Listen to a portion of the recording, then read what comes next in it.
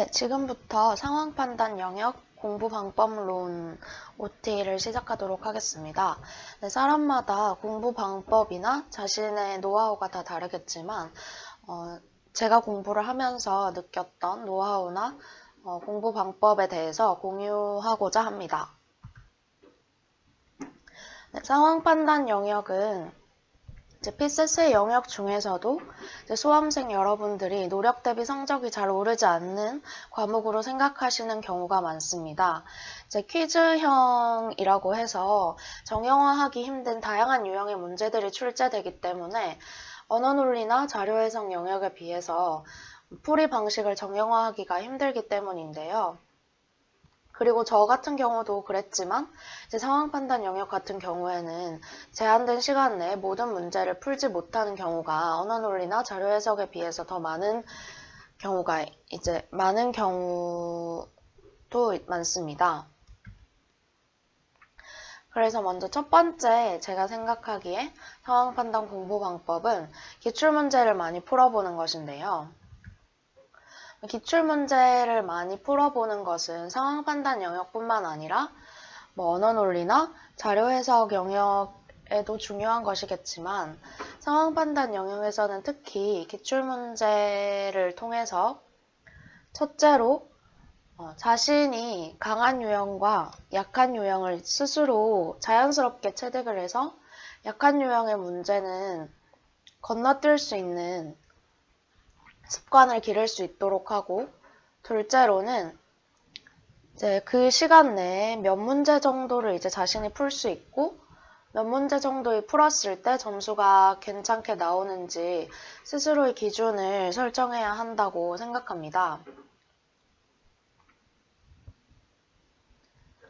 저 같은 경우에는 기출문제나 모강을 여러 번 풀어보면서 스스로 강한 유형과 약한 유형이 어느 정도 체득이 된 것 같아요. 그래서 문제를 조금 읽어보고 이 유형은 내가 풀기 힘들겠다라고 생각이 되면 과감히 건너뛰었던 것 같습니다.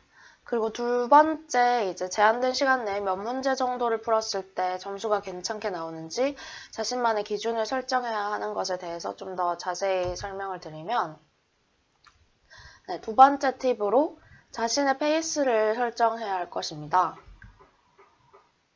문제를 신속하게 풀어서 제한된 시간 내에 40문제를 모두 푼다고 해서 무조건 좋은 것이 아니라 그렇게 모든 문제를 빨리 풀게 되면 그만큼 정확성이 떨어지기 때문에 점수가 오히려 낮게 나올 수 있습니다. 그래서 기출문제 풀이를 통해서 자신만의 페이스를 설정해 놓아야 하는데요.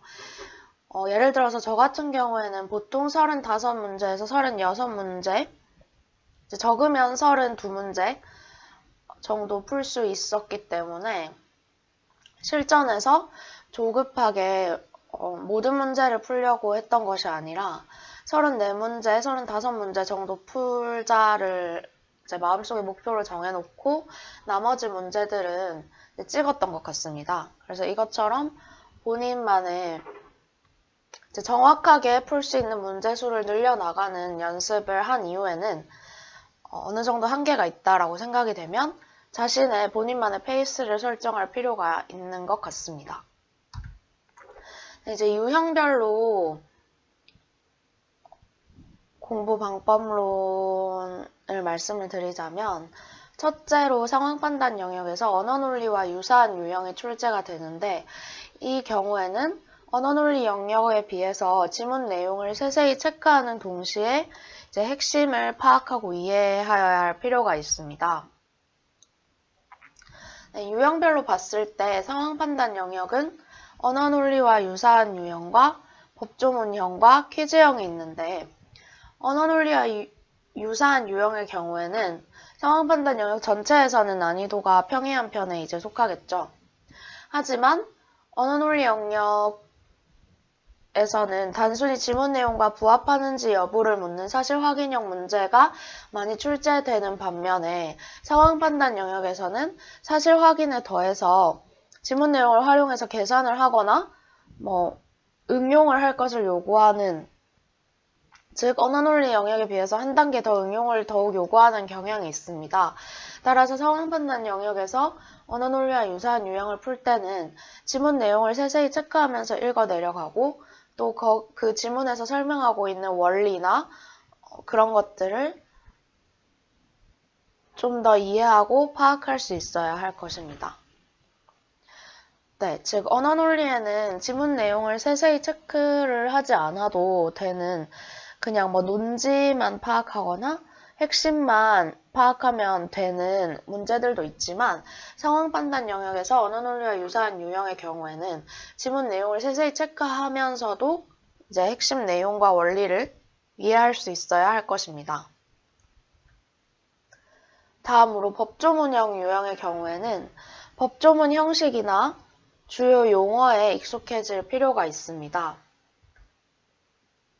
상황 판단 영역의 법조문형의 경우에는 대부분 단순히 법조문에 부합하는지나 또는 법조문에 따라서 그대로 계산할 것을 요구하는 문제들입니다.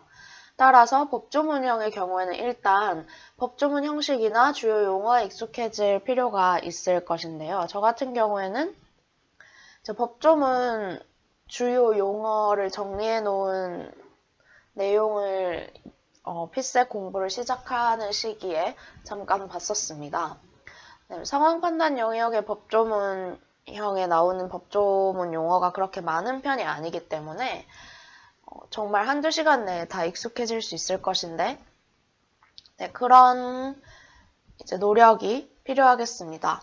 법조문 형식이나 용어에 익숙해진 이후에는 단순히 법조문에 부합하는지 여부를 묻거나 법조문 내용에 따라서 계산해 줄 것을 요구하는 문제이기 때문에 그 이후에는 법조문에 충실히 따라주시기만 하시면 되겠습니다.